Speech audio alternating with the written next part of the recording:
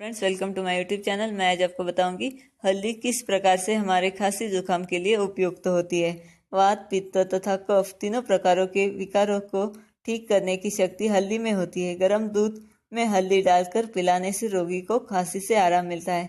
हल्दी की छोटी सी गांठ को यदि सेक कर रात को सोते समय मुंह में रखा जाए तो भी जुकाम खांसी में लाभ मिलता है। 2 ग्राम हल्दी के चूर्ण में थोड़ा सा सेंधा नमक मिलाकर मुंह में डालकर ऊपर से गर्म पानी पीने से खांसी का प्रकोप नष्ट हो जाता है।